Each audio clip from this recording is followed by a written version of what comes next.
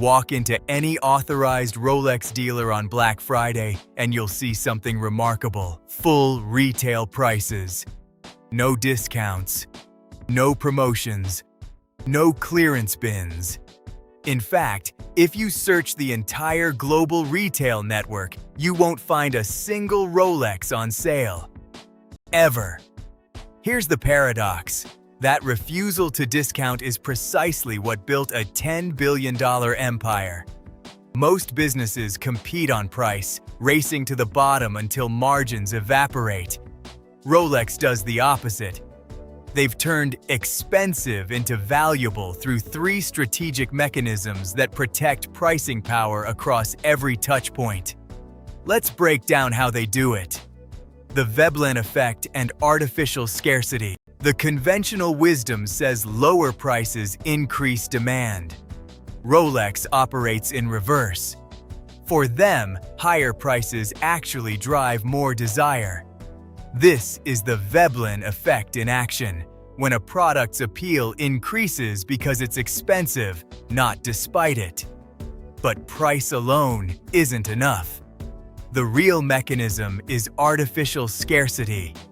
Rolex produces roughly 1 million watches annually. That's not a small number. Yet walk into most authorized dealers and you'll see empty display cases. The sports models, Submariners, GMT Masters, Daytonas are perpetually unavailable. This isn't accidental. Rolex deliberately controls distribution to ensure demand always exceeds supply at retail. The waiting list becomes the product. You're not buying a watch, you're earning access to one. Some models require years on a list. Others require purchase history with the dealer. The scarcity isn't about production constraints, it's about perception management. Now here's where it gets interesting. That artificial scarcity creates a secondary market where Rolexes trade at premiums 20 to 40% above retail. A Submariner with a retail price of $9,000 sells for $12,000 on the gray market. The brand itself doesn't capture that premium, but it reinforces the value perception for every future buyer. Compare this to competitors like Omega. Similar quality, similar heritage, but Omega watches are available. You can walk in and buy one today. That availability kills the scarcity signal. An Omega purchased at retail immediately depreciates. A Rolex appreciates. The difference isn't the product, it's the distribution control. Rolex wages a constant war against gray market dealers who try to undercut this system. Authorized dealers face immediate termination if they're caught selling below retail or diverting inventory to unauthorized channels. This isn't about protecting margins on individual transactions. It's about protecting the entire value architecture.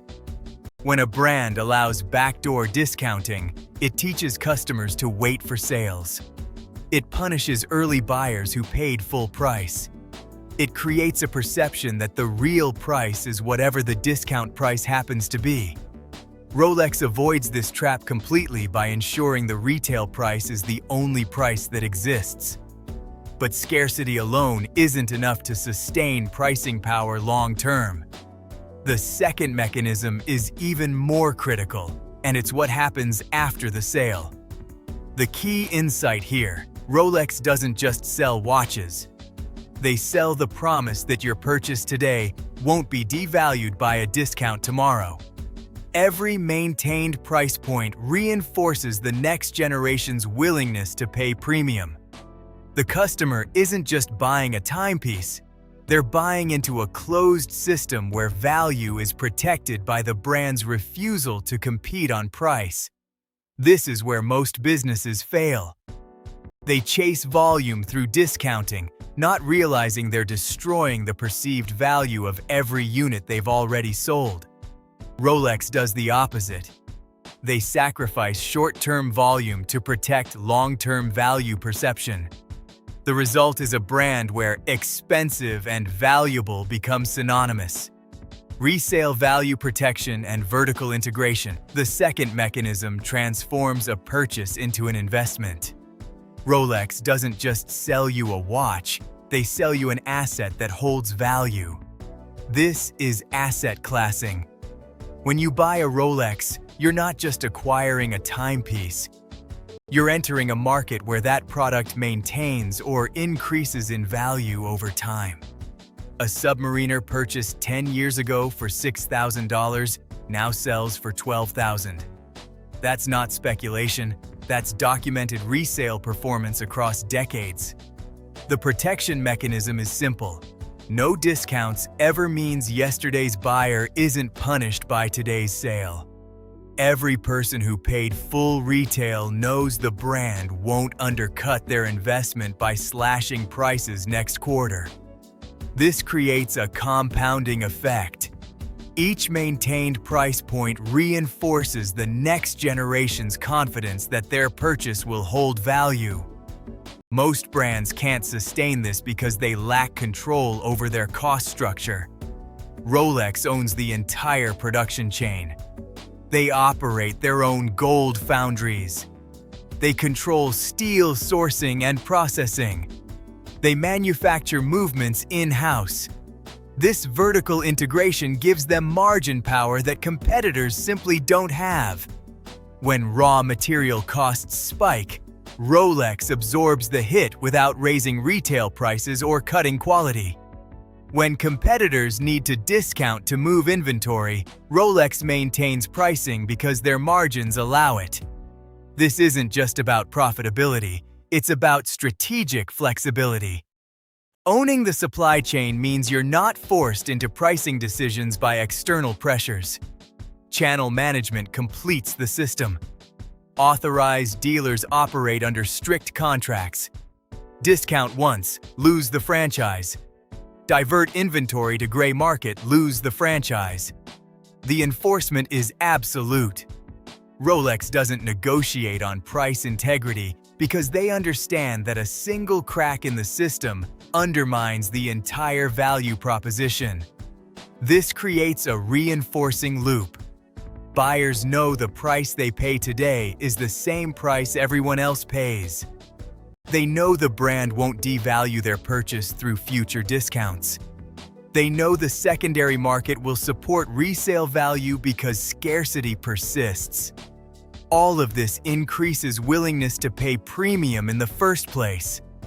The business lesson here is straightforward.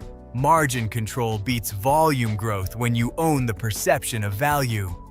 Rolex could produce 5 million watches annually and generate more revenue. But they'd destroy the scarcity signal. They'd flood the secondary market.